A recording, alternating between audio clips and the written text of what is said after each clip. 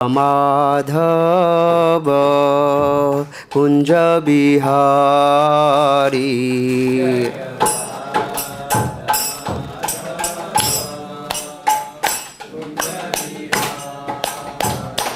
जय गोपी जन वल्लभ जय गिरिवरधारी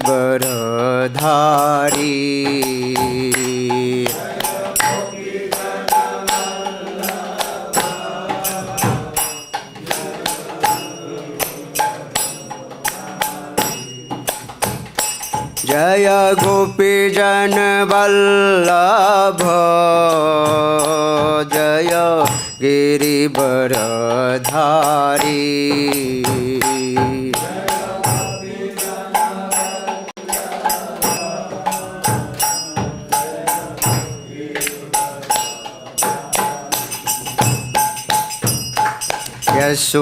यशोदानंदन ब्रजजन रंजन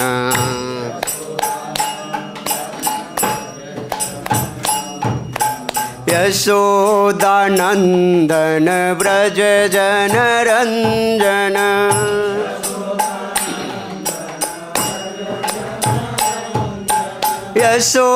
यशोदानंदन ब्रजजन रंजन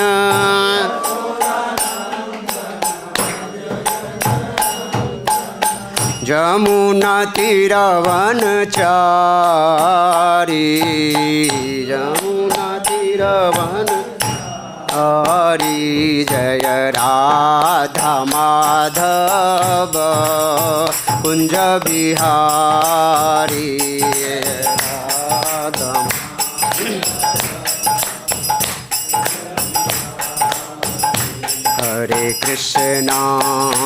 हरे कृष्णा कृष्णा कृष्णा हरे हरे हरे राम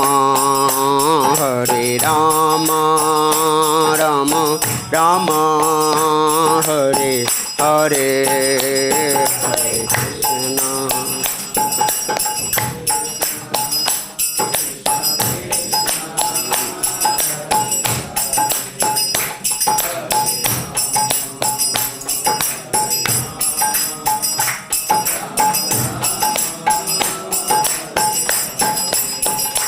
हरे कृष्णा हरे कृष्णा कृष्णा कृष्णा हरे हरे हरे राम राम राम हरे हरे हरे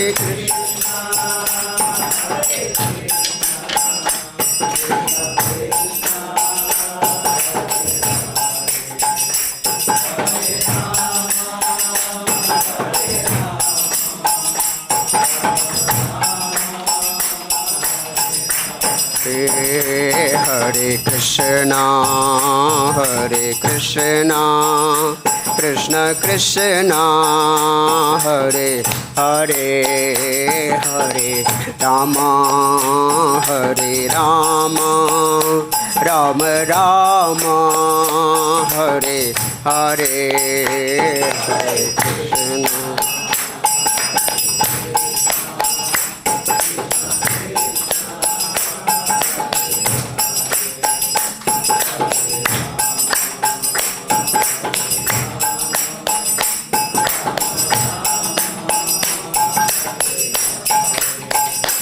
हरे कृष्णा हरे कृष्णा कृष्णा कृष्णा हरे हरे हरे राम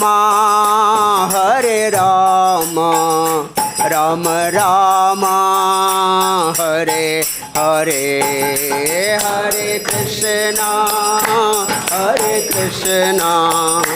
कृष्णा कृष्णा हरे हरे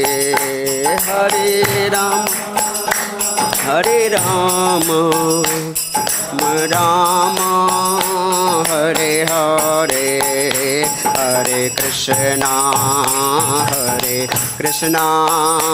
कृष्णा कृष्णा हरे हरे हरे राम हरे राम राम राम हरे हरे हरे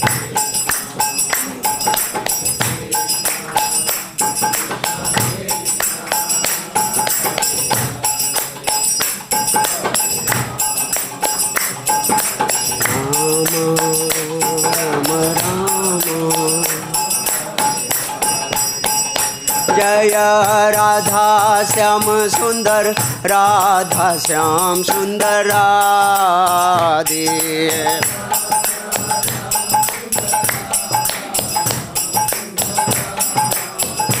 जय गौर निताय जय गौर निताय गौर निताय जय पंचतत्व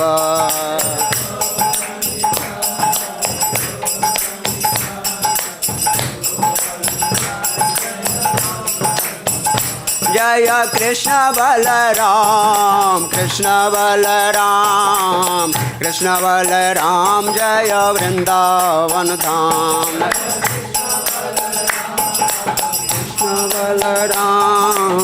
कृष्ण बलराम जय वृंदावन धाम जय जगन्नाथ जय बलदेव जय सुभद्रा जय जय सुदर्शन जय जगन्नाथ जय बलदेव जय सुभद्रा जय जय सुदर्शन जय जगन्नाथ जय बलदेव जय सुभद्रा जय जय सुदर्शन जगन्नाथ जय बलदेव भद्रा जय जय सुदर्शन जगन्नाथ स्वामी नयन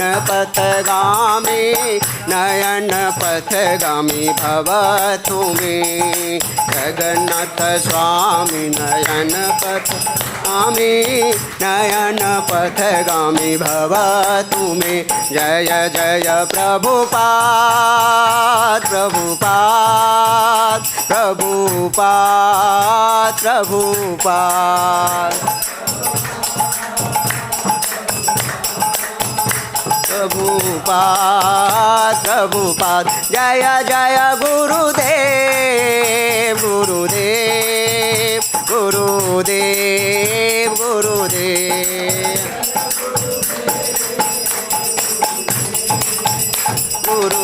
गुरुदेव गुरुदेव निताय गौर हरि बोल हरि बोल हरि बोल हरि बोल निताय गौर हरि बोल हरि बोल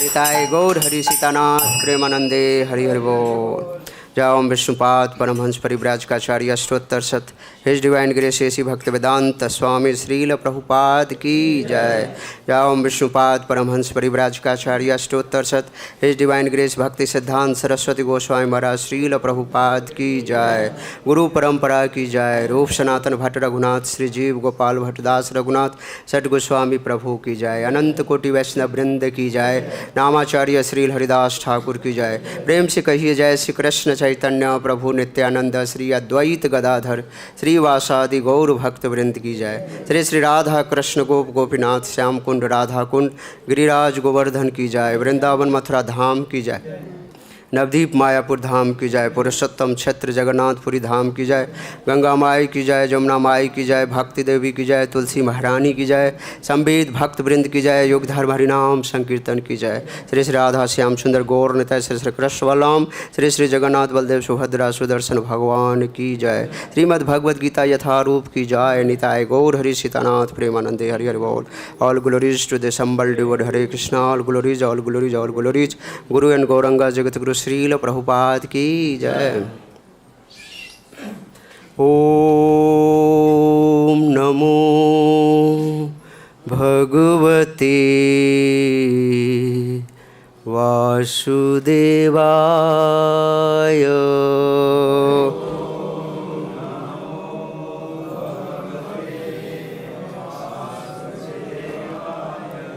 ओम नमो वासुदेवाय।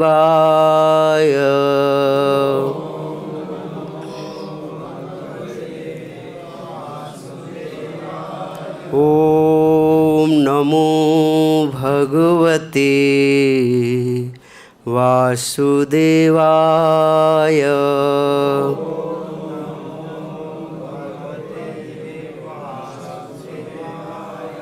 श्रीमद् भगवद गीता यथारूप।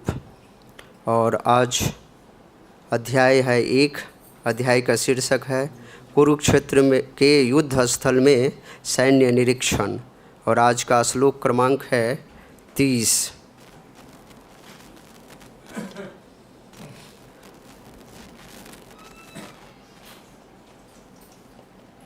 न च शक्नोमि अभतुम् न च शक्नोमि अवस्थातुम् भ्रमतीव च मे मनः निमित्तानि च पश्यामि विपरीतानि केशव। न च शक्नोमि अवस्थातुम् भ्रमतीव च मे मनः निमित्तानि च पश्यामि विपरीतानि केशव। न च शक्नोमि अवस्थातुम् भ्रमतीव च मे मनः निमित्तानि च पश्यामि विपरीतानि केशव।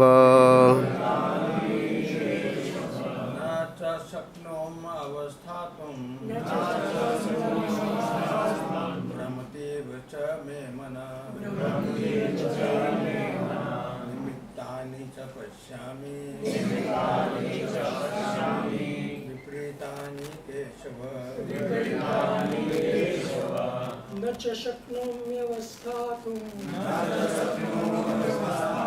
भ्रमतीव च मे मनः निमित्तानि च पश्यामि विपरीतानि केशव। वैष्णवी। न च शक्नोमि अवस्थातुम् भ्रमतीव च मे मनः निमित्तानि च पश्यामि विपरीतानि केशव। न च शक्नोमि अवस्थातुम् भ्रमतीव च मे मनः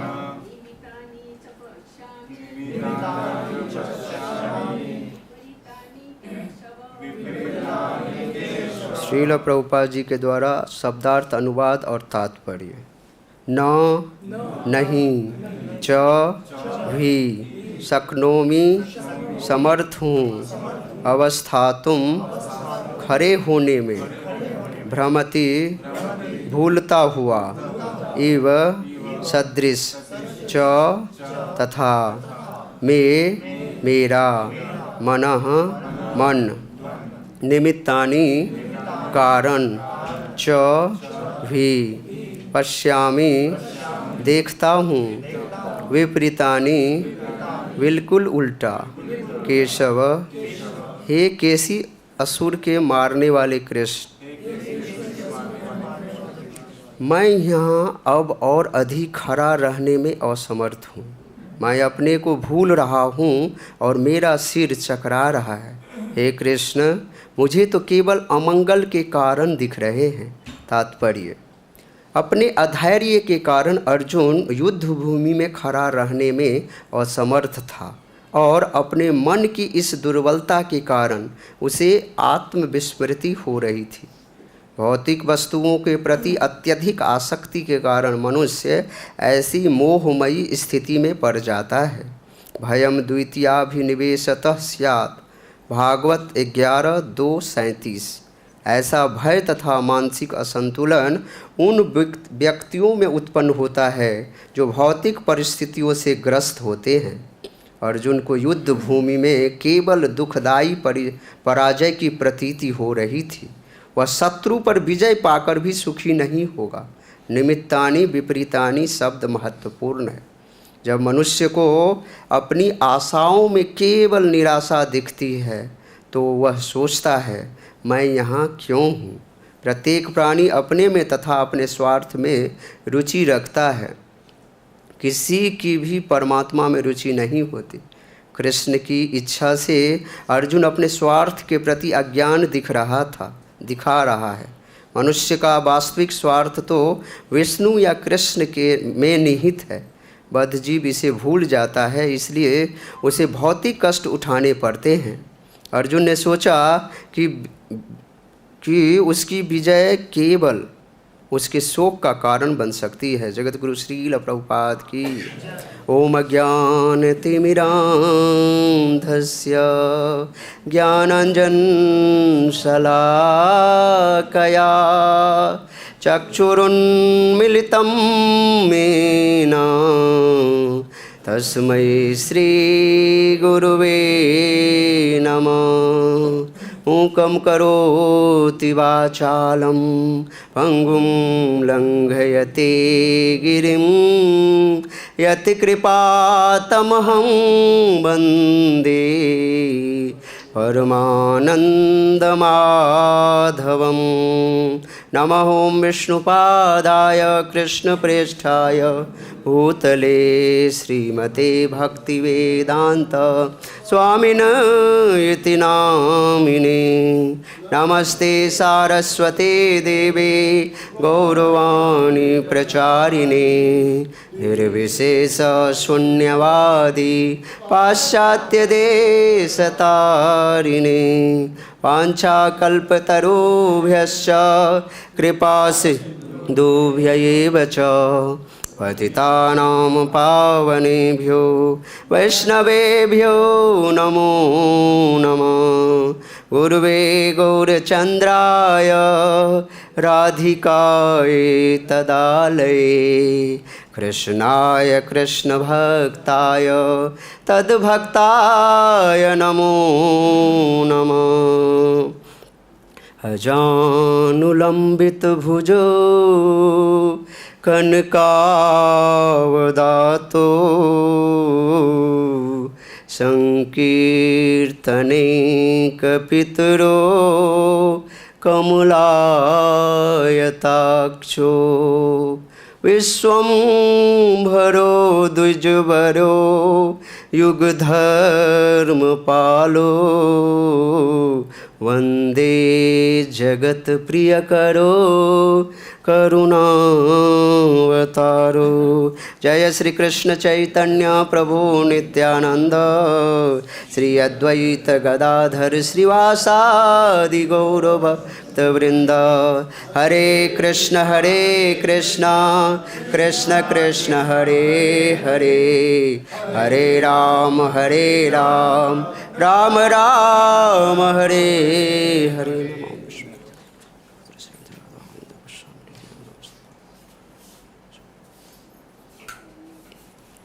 हरे कृष्णा।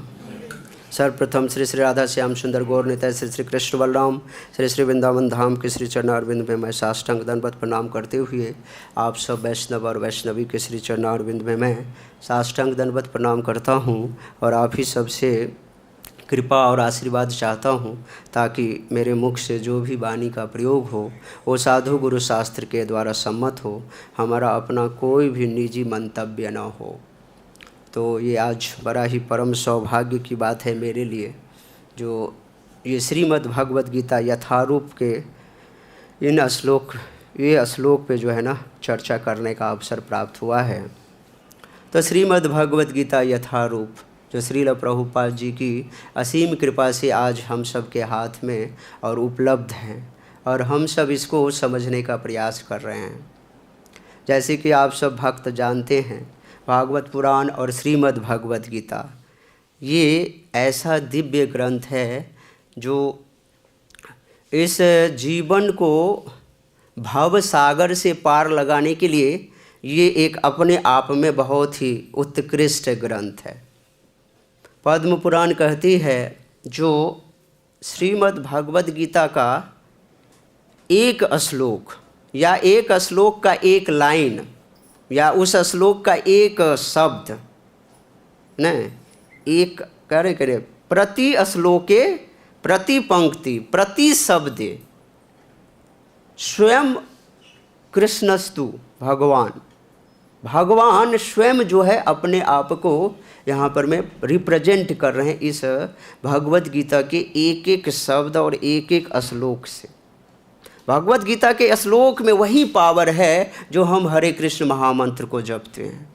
अब यहाँ पे प्रश्न उठता है, जो हरे कृष्ण महामंत्र जपते हैं लेकिन भगवत गीता के श्लोक को क्यों नहीं जपते हैं फिर माला? क्योंकि हमारे आचार्य देखो पावर है, क्योंकि वो भी स्वयं भगवान शब्द रूप में, साहित्य के रूप में वही भगवान श्री कृष्ण हम सबके सामने में प्रकट हो चुके हैं, जो एक पर्सोनिफाइड भगवान है। लेकिन यहाँ पर में भगवान हमारे आचार्य हम सबको एक जो आज्ञा दिए हैं, इंस्ट्रक्शंस दिए हैं, वो हरे कृष्ण महामंत्र जपने का। हमारे आचार्य स्वयं चैतन्य महाप्रभु हमें आदेश देते हैं जो हमें कौन सा मंत्र जपना चाहिए।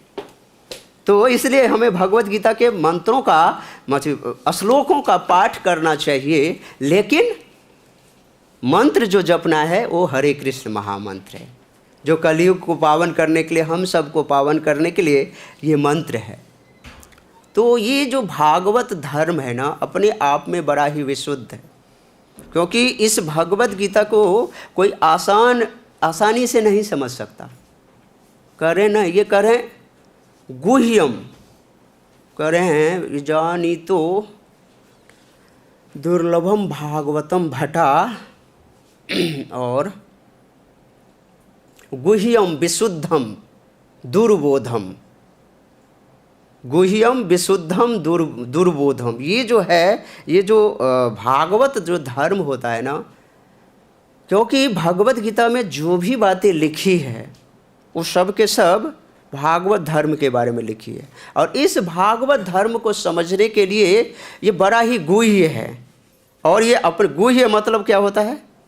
कॉन्फिडेंशियल ना, अंग्रेजी में बहुत ही इसको समझना गुह्य है। और करें गुह्य विशुद्धम, और अपने आप में बहुत शुद्ध है, क्योंकि जो व्यक्ति इसको पढ़ेगा ना उसका हृदय एकदम विशुद्ध हो जाएगा, उसके हृदय में मल नाम का चीज़ नहीं रहेगा। भगवत गीता के जैसे सब शब्दों को उच्चारण करते हैं, श्लोक का उच्चारण करते हैं, गुह्यम विशुद्धम दुर्बोधम। लेकिन ये आसानी से प्राप्त होने वाले, इसको समझना, दुर्बोध, बोध मतलब ज्ञान, इसको आसानी से हम क्या कहते हैं, समझ नहीं कर सकते हैं।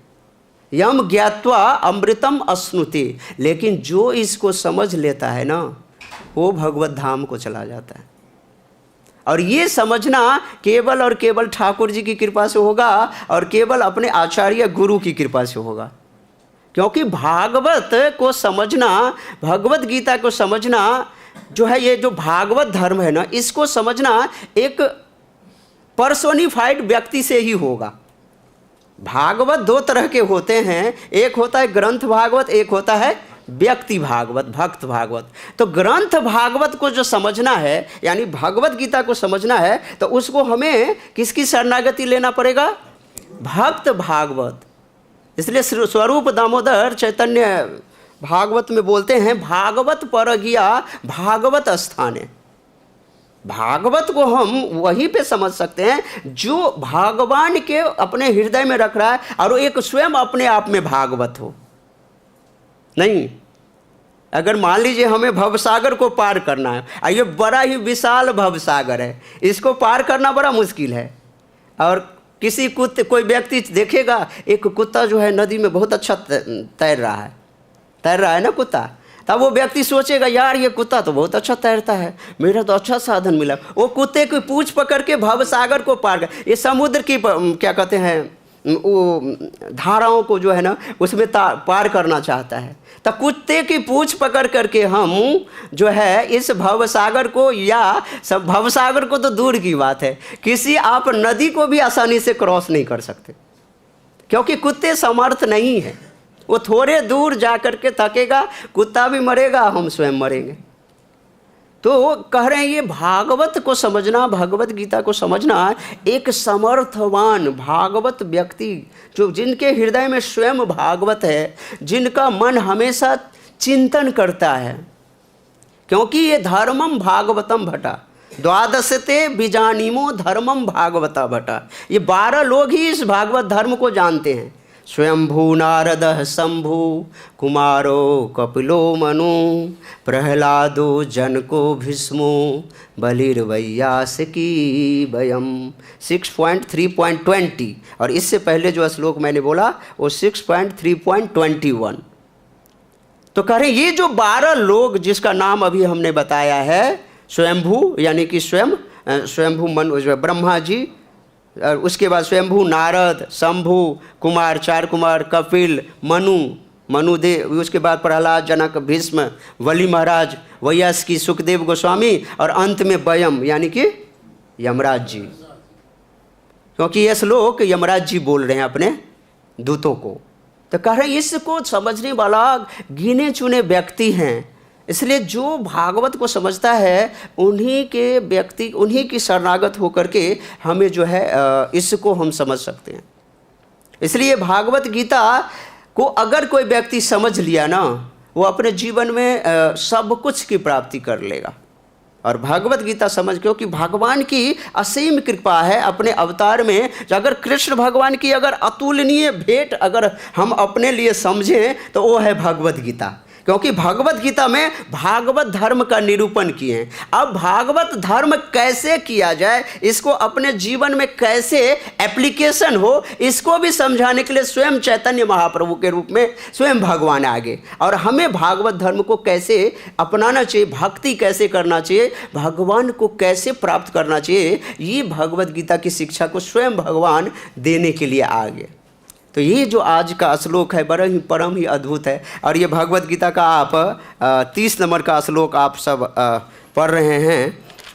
तो 30 नंबर के श्लोक में देखिए, ये जो चैप्टर है, इस चैप्टर में 46 श्लोक है, 46, और अभी जो श्लोक का क्रम चल रहा है 30, यानी 28, 29, 30, 28 निकल गया, 29 निकल गया। तो ये 28 से लेकर के जो 46 तक का जो श्लोक है ना, इसमें अर्जुन युद्ध न करने के, अपने सारे के सारे जो है नहीं करने के, युद्ध नहीं करने के तर्क दे रहा है, तर्क वितर्क कर रहे हैं अपने आप, समझे। भगवान को बता रहे हैं हमें युद्ध क्यों नहीं करना चाहिए। तो भगवत गीता में अर्जुन जी ने 5 तर्क दिए हैं, जिसमें 4 तर्कों का वर्णन आप पहले अध्याय में सुनेंगे। 4 तर्क बताएंगे पहले अध्याय में, और दूसरा अध्याय के 6ठा श्लोक में 5वां तर्क बताएंगे। ठीक है, तो ये जो पहला तर्क है, इस तर्क में अर्जुन द्वारा युद्ध नहीं करने का इसलिए दे रहे हैं, जो कह रहे हैं जो उनके हृदय में इस सैनिकों के प्रति करुणा का भाव आ गया। हमें एक बात समझना चाहिए, ये अर्जुन कोई साधारण व्यक्ति नहीं है। अर्जुन एक भगवान के महान वैष्णव भक्त हैं, और एक भक्त में देवताओं के सारे गुण आ जाते हैं, और वैष्णव के सारे गुण आ जाते हैं, और भगवान के भी सारे गुण आ जाते हैं। यस्यास्ति भगवत अकिंचना सर्वैर गुणस्तत्र समासते सुरा हराब अभक्तस्य कुतो महद्गुणा मनोरथे नासति भावतो वही।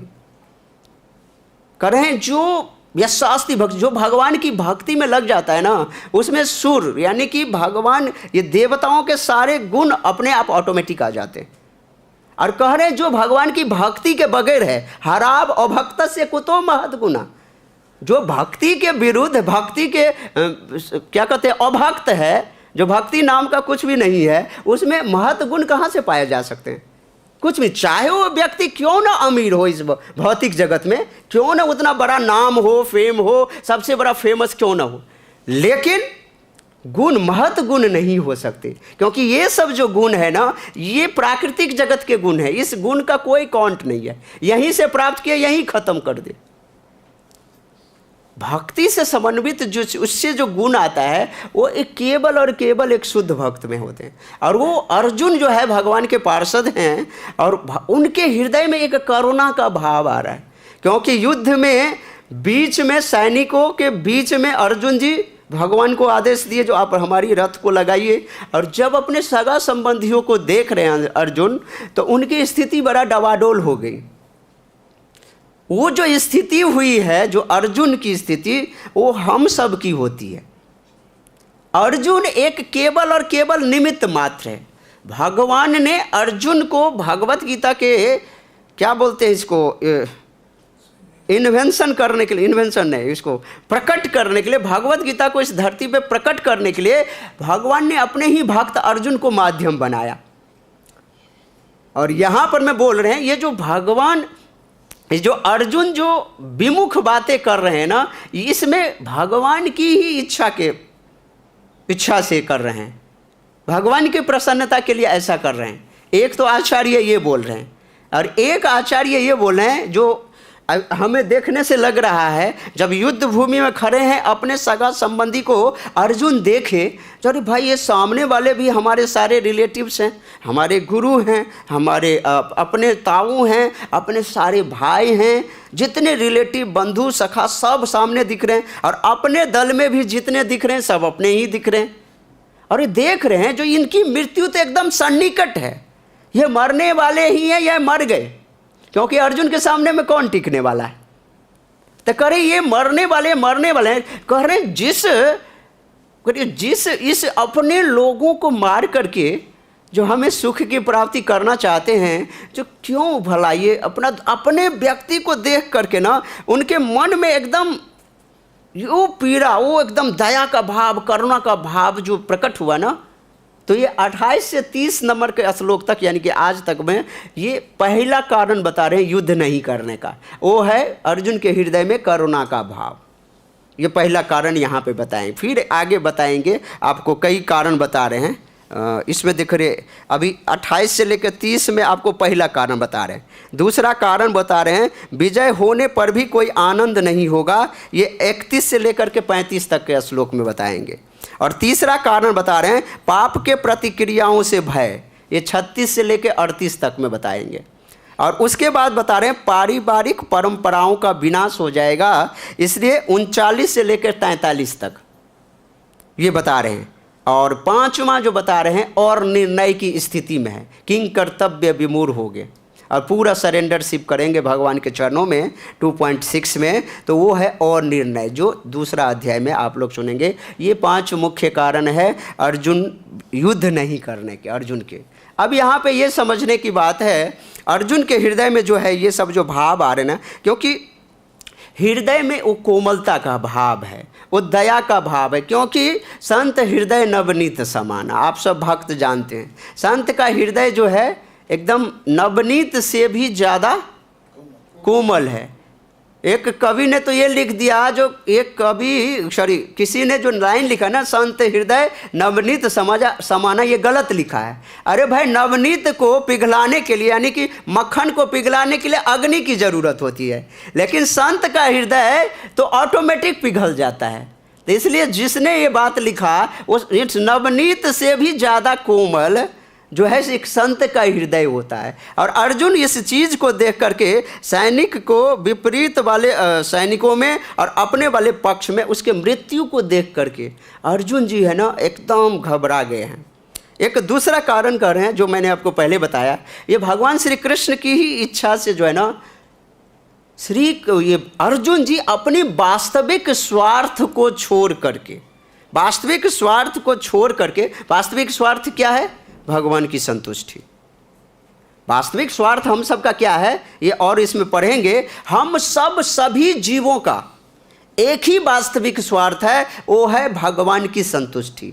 ये न केन प्रकारेण मनः कृष्ण निवेशित, हम किसी भी तरीके से ठाकुर जी को प्रसन्न कर ले, यही एक एजेंडा इस जीव का है। जीव का परमात्मा की संतुष्टि ही एक एजेंडा है, और कुछ एजेंडा नहीं होना चाहिए। कोई 5 वर्षीय 10 वर्षीय योजना नहीं होनी चाहिए, या लाइफ टाइम की योजना नहीं होनी। एक ही योजना होना चाहिए, this birth is the final birth. ये जो जन्म मिला है ना, ये जन्म हमारा अंतिम हो। किस चीज के लिए? ठाकुर जी को प्राप्त करने के लिए। हमने और जन्मों में बहुत सारे चीज किए हैं। तो ये भगवान की संतुष्टि एक जीव का जो परम उद्देश्य, परम लक्ष्य होता है, इससे अर्जुन जी हट करके और भगवान की इच्छा के प्रति वो अपनी अज्ञानता को प्रदर्शित कर रहे हैं। जो मैं अपने इस सगा संबंधियों को देख करके मेरा हृदय जो है ना आतुर हो रहा है, मेरा हृदय अधीर हो रहा है, और मेरी मानसिक कमजोर हो रहा हूँ, मेरा शरीर थरथरा रहा है, पैर थरथरा रहा है, मेरा मन मचला रहा है, एकदम बेहोशी हो रहा है। अर्जुन यहाँ पर भी इस श्लोक में बता रहे हैं ना, एकदम बेहोश हो रहे हैं।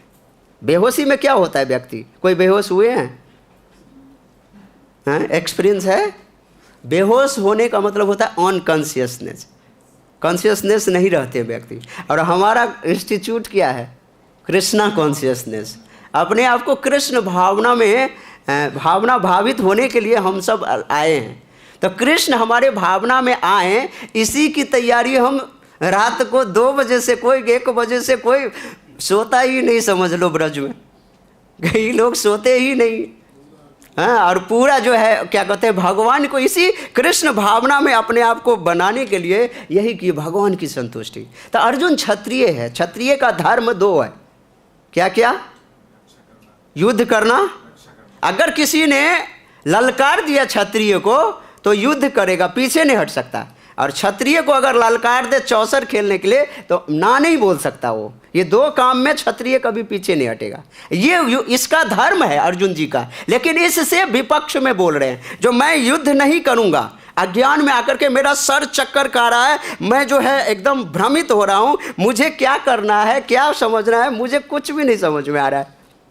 तो अर्जुन इतना मोहित हो रहा है, इतना मोहित हो रहा है अपने व्यक्ति को देख करके ना, जो उनका हृदय किसको छोड़ूं, किसको मारूं, और अपने समझ रहे हैं जो ये सब चीज़ हमारे अपने चीज़ जो हमसे बिछुड़ जाएंगे, हम इनके बगैर कैसे रह पाएंगे।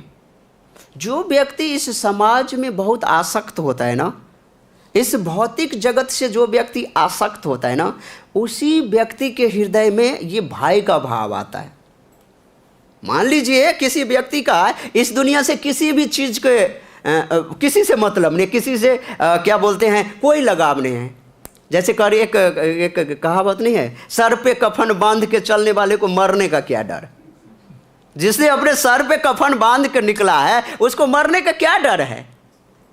तो वो व्यक्ति जो सर पे कफन वही बांध सकता जिनको ये दुनिया से कोई लेना देना नहीं, कोई मतलब नहीं है। कहीं ट्रक पलटी खा रहा है, कुछ हो रहा है, दुनिया इधर से उधर जा रहे हैं, उसको किसी से मतलब नहीं है, क्योंकि उसने सब कुछ को इन सब चीज़ों से परे। तो कह रहे व्यक्ति के हृदय में तब मोह भय की उत्पत्ति होती है जब व्यक्ति को यहाँ की चीज़ों से लगाव होता है। ये चीज़ हमसे छूट जाएंगे, ये चीज़ हमसे बिछुड़ जाएंगे, ये भोग जो हम कर रहे हैं ये हमारे से अलग हो जाएगा, हम इसको एंजॉय नहीं कर पाएंगे। तो व्यक्ति मोह में फंस करके अपनी स्थिति को भूल जाता है। मोह में व्यक्ति अज्ञान और अविद्या के कारण आता है, जब व्यक्ति को अपनी स्थिति का पता नहीं चलता। माया का पहला कारण है व्यक्ति की स्वरूपगत लक्षण को विस्मृति करा देना, और एक जीव का स्वरूपगत लक्षण है जीवेर स्वरूप है कृष्णेर नित्य दास। माया का पहला काम है वो व्यक्ति की अपनी आइडेंटिटी को भुला देता है। यहां पर मैं अर्जुन अपनी आइडेंटिटी को भूल रहे हैं, जो मैं एक क्षत्रिय हूं, और ये असेंबली आज जो युद्ध भूमि में मैं आज खड़ा हूं, ये 18 अक्षौणी सेना के बीच में खड़ा हूं, और यहां पर मैं निर्णय ले रहे हैं जो मैं युद्ध नहीं करूंगा। भाई युद्ध करने के लिए आए हैं, इतनी बड़ी तैयारी हुआ है, स्वर्ग गए, क्या क्या नहीं किए, कौन कौन से अस्त्र को हमने प्राप्ति नहीं की, लेकिन वो व्यक्ति आकर के यहाँ पर में युद्ध नहीं करने का पूरा दिया है। तो किस लिए ऐसा किया? क्योंकि उन्होंने अपने स्वरूप को भूल चुके, उसको पता ही नहीं मैं क्या हूँ, मैं कौन हूँ। हम लोग भी वही है, नहीं आप लोग नहीं हैं, आप लोग तो महान महान वैष्णव भक्त हैं। मैं भी अपने स्वरूप को भूला हूँ, तभी तो आज यहाँ पे फंसे हुए हैं। जिस दिन हमें अपना स्वरूप पता चलेगा ना, हम केवल और केवल ठाकुर जी और मैं जो भगवान की सेवा में अपने आप को उस इतने निमग्न हो जाएंगे, इतने निमग्न हो जाएंगे, जो हमें किसी से कोई ये मतलब ही नहीं रहेगा, ठाकुर जी की प्रसन्नता और मैं। तो स्वरूप में जब व्यक्ति नहीं होता है ना, तो व्यक्ति यहाँ की चीज़ों को भोगना चाहता है, जो नहीं है उसमें भान करता है। व्यक्ति अपने आप को भगवान समझता है, व्यक्ति अपना यहाँ पे चीज़ों को भोगना चाहता है। भोक्ताराम यज्ञ तपसाम सर्वलोक महेश्वरम 5.29 भगवत गीता। लेकिन ये भोक्ता अपने आप को समझता है, जो मैं यहाँ के चीज़ों को भोग कर लूँगा। आज जो बहुत अच्छा पनीर बना है तो 2-4 कड़छी दबा देता हूँ आज, समझ रहे ना। तीसरे को मिले ना मिले कोई बात नहीं, हमें मिल जाना चाहिए, क्योंकि मैं पहली लाइन में बैठा हूँ, समझ रहे ना। तो ये भोगने की, हम किसी चीज़ को भोग नहीं सकते, भगवान ने हमें भोगने के लिए बनाया ही नहीं। हम ज़्यादा जैसे ही अपने लिमिट से ज़्यादा गए ना कि हमारी इंजन फेल हो जाएगा, फिर वो हमें भोग करेगा, मैं नहीं उसको भोग करूँगा। तो ये जो हम आनंद लेने का जो प्रयास कर रहे हैं ना, हम आनंद नहीं ले सकते हैं। आनंद लेने का काम केवल और केवल ठाकुर जी का है। हम यहाँ के नियंता बनना चाहते हैं। जब हम स्वरूपगत स्थिति में नहीं होते हैं तो हम नियंता समझते हैं। जब मान लीजिए किसी परिवार के 4-5 व्यक्ति है, 4-5 व्यक्ति को कमा करके खिलाने वाला एक व्यक्ति, वो अपने आप को समझता है आई एम द क्या कहते हैं डूअर, और आई एम द प्रोपराइटर। मैं ही ये इसको करने वाला करता हूँ और मैं ही इसका मालिक हूँ, मैं नहीं रहूँ तो ये परिवार ही नहीं चलेगा, ये सब बिलख जाएंगे सब कुछ। तो ये भौतिक वस्तुओं में जो हमारा लगाव होता है ना, उसको भोगने की होती है। तो ये इसका मतलब क्या हुआ? भगवान के अलावा दूसरों चीज़ों में हमारी निवेश हो जाती है ना, फुल एब्जॉर्प्शन हो जाती है। अनिवेश समझते हैं ना। तो वो यहाँ पर मैं श्लोक एक प्रयोग कर रहे हैं श्रीला प्रभुपाद जी, ये भागवतम के 11.2.37 में। भयम द्वितीया अभिनिवेशत स्यात् ईसात अपतेस्य विपर्यय स्मृति और स्मृति। कह रहे हैं भयम द्वितीया अभिनिवेशत, इसमें भय तब उत्पन्न होता है द्वितीया। द्वितीया कौन? यहाँ पे द्वितीया का मतलब दो, दूसरा। लेकिन इस चीज़ द्वितीया का मतलब होता है भगवान के अतिरिक्त किसी अन्य वस्तु पे, अन्य चीज़ों पे जब हमारा मन लग जाता है ना, तभी हमें भय की उत्पत्ति होता है। भयम द्वितीया अभिनिवेशत स्यात् ईसात, ईसात यानी भगवान। ईसात जो है भगवान को छोड़ करके, जो है भगवान को हमने निकाल दिया, और भगवान को निकाल करके दूसरे वस्तु या दूसरे किसी चीज़ में अपना और निवेशतः यानी कि फुल एब्जॉर्प्शन, अपना पूरा ध्यान फोकस उसमें रखते हैं, तभी भय की उत्पत्ति होती है। भयम द्वितीय निवेशतः, ये नवयोगेंद्र जी बता रहे हैं 11 स्कंद में। ये इससे हमें निकलना पड़ेगा। यहाँ पे प्रभुपाद जी बता रहे हैं हमें भय, क्योंकि हम भौतिक चीज़ों को भोगने का प्रयास कर रहे हैं, तभी तो हम फंसे हुए हैं। इसलिए हमारा एक ही एजेंडा होना चाहिए, जो हम भगवान को कैसे प्रसन्न करें, भगवान को अपने केंद्र में कैसे लाएं।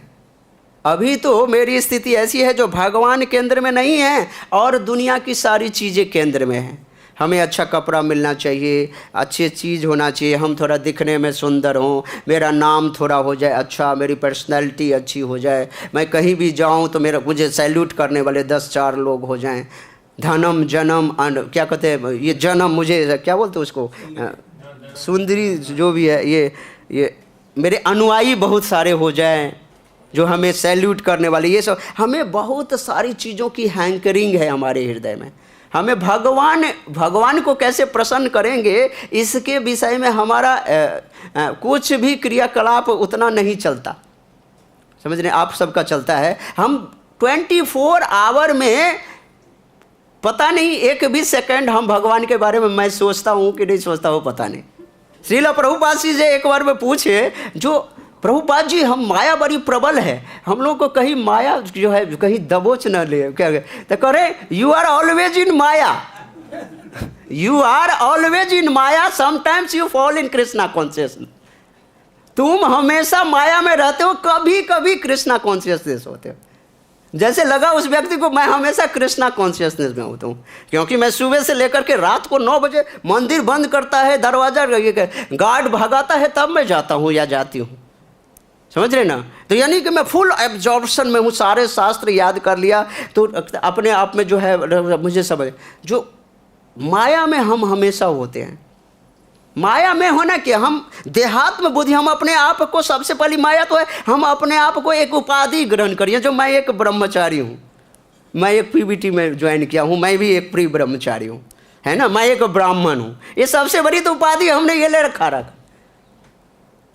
शरीर भी एक उपाधि है, शरीर जो हमने ग्रहण किया ये भी एक उपाधि है, और इस शरीर को फिर से एक नया पोस्ट मिल जाता है, प्रेसिडेंट या जो भी कोई पद दे दिया जाए, या इंचार्ज, या ये एक क्या कहते हैं उपाधि और मिल गया। अब वो उपाधि के चक्कर में पूरे लगे हुए हैं, उपाधि पे उपाधि, उपाधि पे उपाधि। अब उस उपाधि के पीछे कई सारे सैल्यूटेशन, कई सारे सम्मान, तो उस सम्मान को भी ये एक नया उपाधि और सारी उपाधियाँ आ रही है हमारे ऊपर। अब इस उपाधियों को ग्रहण करते करते हम ये भूल ही जाते हैं हम आत्मा है, शरीर नहीं है। हम इतना शरीर चेंज कर चुके हैं। श्रीधर स्वामी महाराज बताते हैं भागवतम में, जो हम कब से हैं हम यहाँ पे सो पता नहीं, अनंत समय से हैं, ये बता ही नहीं रहे जीव कब इस जगत में है, इस जीव इस जगत में कब से है ये पता ही नहीं, अनंत समय से, समझ रहे हैं। तो इस शरीर ग्रहण करते करते हम अपने आप को शरीर में इतना लगा दिए हैं, हम अपनी मिथ्या पहचान में लगे हुए हैं, जो पहचान हमारी नहीं है, सारे मिथ्या पहचान को कलेक्ट करने में लगे हैं। तो जिस दिन व्यक्ति इसी मिथ्या पहचान, अरे ना, एक तो मिथ्या अहंकार और एक रियल अहंकार, वही होता है ना। रियल अहंकार है जो I am servant of Krishna, और लेकिन रियल ये रियल अहंकार है। लेकिन मिथ्या अहंकार क्या है? फॉल्स ईगो, जो मैं बॉस हूँ, मैं इससे सब कुछ का भोग करने वाला हूँ। तो अभी तो हम फॉल्स ईगो में ही लगे, हम अपने शरीर में, हम अपनी पहचान अपने शरीर से करते हैं, हम अपनी जाति से करते हैं, हम अपने नाम से करते हैं, नेम फेम से करते हैं, अपने पद से करते हैं। ये हमारी मिथ्या पहचान है, हम इसी से जाने जानते हैं। प्रभु जी आपका जन्म कब हुआ? कौन से वर्ष में बताइए? देखिए, तो हम जन्म लिए ही नहीं, शाश्वत है हम। कभी हम जन्म लिए? कभी नहीं जन्म लिए। लेकिन हमारी ऐसी है ना, कितना भी पढ़ाई लिखाई कर लो, हम इस शरीर से अपने आप को देखते हैं ना। तो कहने का मतलब है जो हम शाश्वत हैं, हमारा कभी जन्म नहीं होता है, न कभी मरण होता है। लेकिन हम इतने शरीर बदल चुके हैं ना, जो हमें खुद का पता नहीं जो मैं कौन हूँ। हम एक मेला में भटके हुए वो मुसाफिर समझ लो, जो भी है, हम वो मुसाफिर है जो अपना आइडेंटिटी सब कुछ भूल चुके हैं, कहाँ जाना है, क्या करना है, और कॉन्शियसनेस भी नहीं है। जो हम किसी को बता चुके हैं, हमारे पिताजी का नाम ये है, हमारे पिताजी का नाम है ये, हमारा घर है, कुछ पता नहीं है।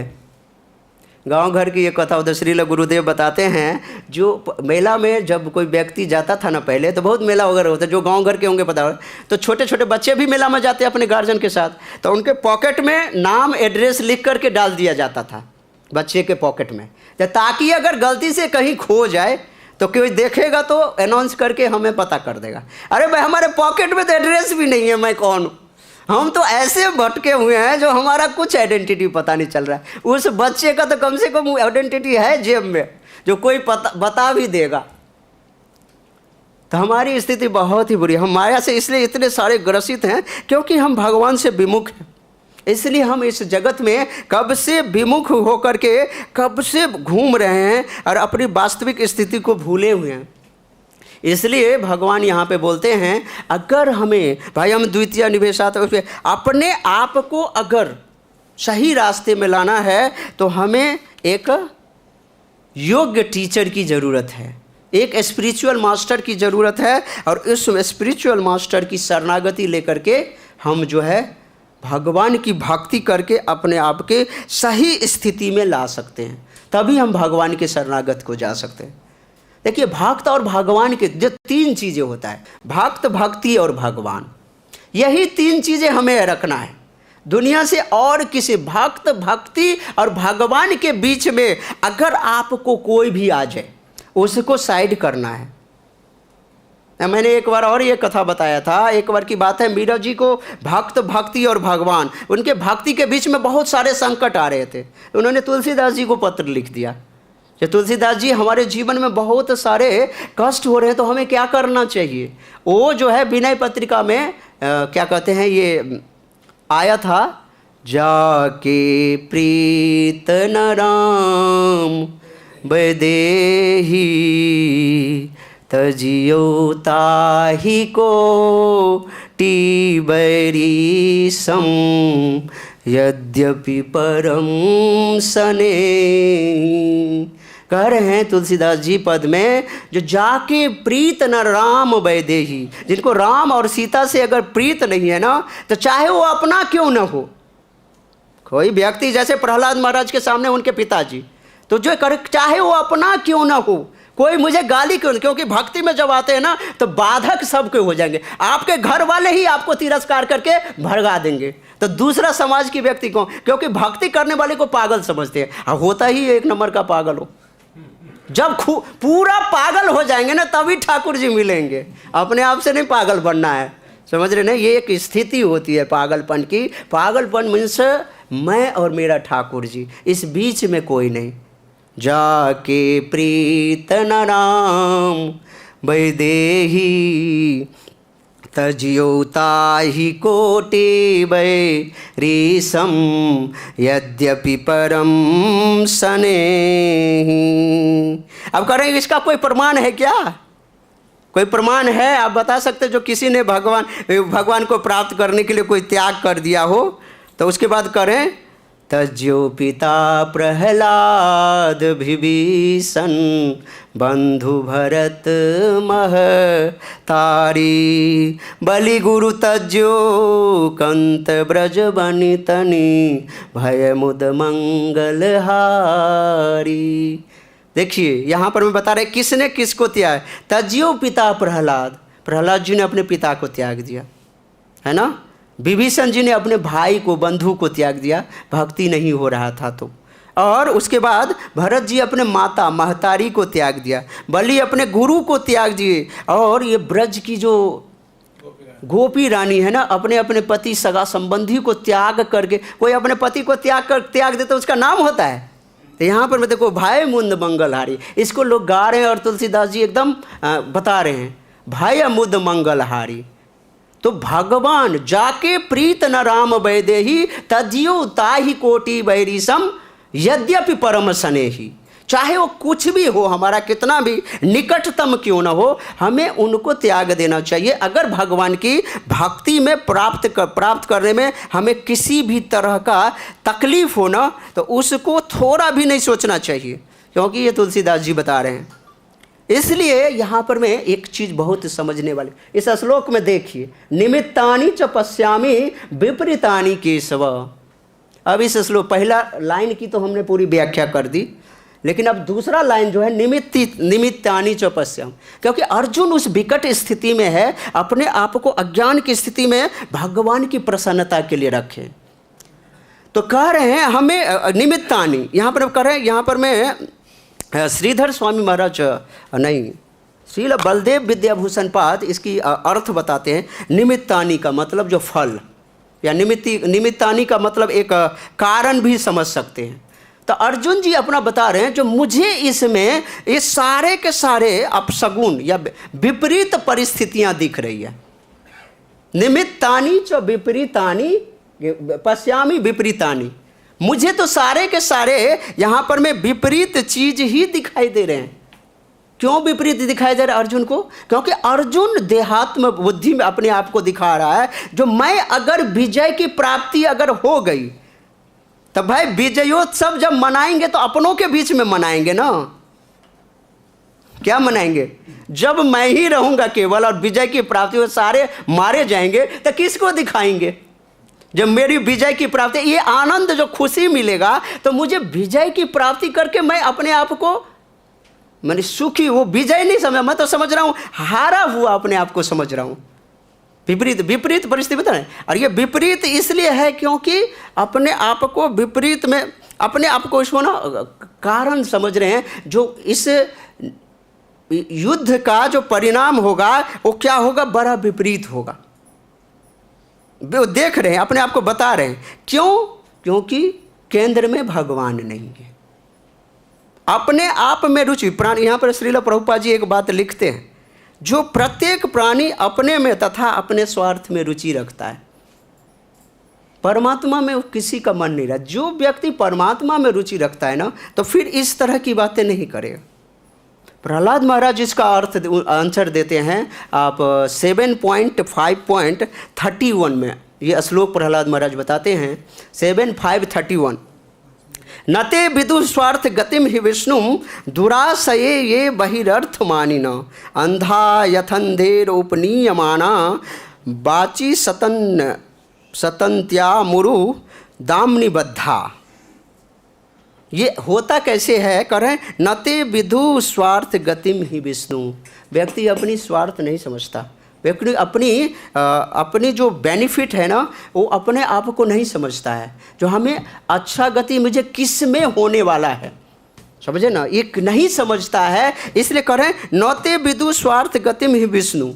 उनकी जब तक वो विष्णु को, भगवान श्री कृष्ण को केंद्र में नहीं रखेगा, उसकी स्वार्थ, उसकी अच्छी गति नहीं हो सकती।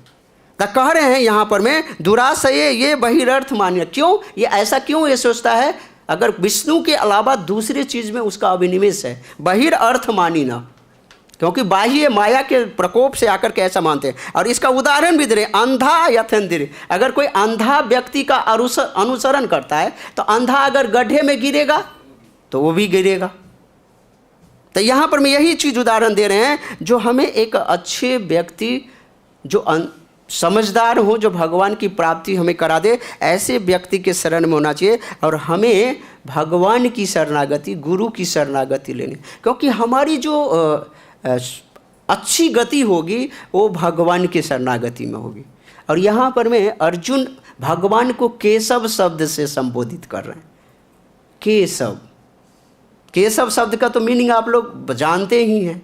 केशव, केशव भगवान का नाम इसलिए है, अर्जुन इसलिए करें, जो मैं जो आज इस मोह में पड़ा हूं ना, ये भगवान आप तो केसी जैसे राक्षस, केसी राक्षस को वध किए और तब भी भक्तों का पालन पोषण किए। मैं इस माया मोह से ग्रसित हूं, हे भगवान आप मुझे जो है क्या करते हैं, मुझे मेरा भी पालन पोषण किए, मुझे भी मार्गदर्शन करिए। एक तो केसी का मतलब ये होता है, दूसरा केशव का मतलब होता है, जो केसी राक्षस को मारने वाले को केशव कहते हैं कृष्ण। दूसरा केशव, को से ब्रह्मा, ईश से शिव, और ब्रह्मा ईश के भी नियंत्रक जो भगवान कृष्ण हैं, ऐसे जब इनके भी आप नियंत्रक हैं, तो मेरा भी नियंत्रण करिए, मेरे पे भी अनुसरण करिए और मुझे भी मार्गदर्शन करिए। और श्रील विश्वनाथ चक्रवर्ती पाद इसका तीसरा बड़ा ही रसिक अर्थ बताते हैं केशव का, जो कह रहे हैं केशव, भगवान श्री कृष्ण केश, राधा रानी के केश का आवरण करते हैं भगवान। तो इसलिए जो आप देखे होंगे ना वहाँ पे कुसुम सरोवर के पास जो केश का आवरण करते हैं, या श्रृंगार वट में भी देखे होंगे आप, जो भगवान हमेशा राधा रानी के केश को संवारते हैं, या भगवान के राधा रानी के अलता भी लगाते हैं कई तरह के। तो वो केशव जो शब्द मिला है, जो राधा रानी के केश को संवारने वाले भगवान श्री कृष्ण हैं। तो हे भगवान, जब आप अपने भक्त, अपनी शक्ति को आप जो है बालों को संवारते हैं, सब कुछ करते हैं, तो हमारी भी भक्ति रूपी जो ये बीज है इसको संवारिए। हम जो है माया मोह में न फंसे, ऐसे चीज़ों को हमारे अंदर से निकाल करके हमारे अंदर में भक्ति रूपी बीज का सिंचन करिए, ताकि हम केवल और केवल आपको याद कर सके, आपके लिए, आपकी संतुष्टि के लिए काम कर सके। तो यहाँ पर मैं इस श्लोक में यही चीज़ बता रहे हैं, जो हमें भगवान के सेंटर में रख करके हमें सारे कार्य करना चाहिए। लेकिन भगवान यहाँ पर में अर्जुन को एक निमित्त बना करके हम सबको भगवद गीता भेंट कर रहे हैं। जगत गुरु श्रील प्रभुपाद की जय। वांछा कल्पतरुभ्यश्च कृपा सिंधुभ्यैव च पतितानां पावनेभ्यो वैष्णवेभ्यो नमो नमः। अनंत कोटि वैष्णव वृंद की जय। जय। क्षमा करिएगा, मुझसे कई सारी गलतियाँ हुई हैं और प्रश्न किसी का है तो पर्सनली पूछ लीजिए।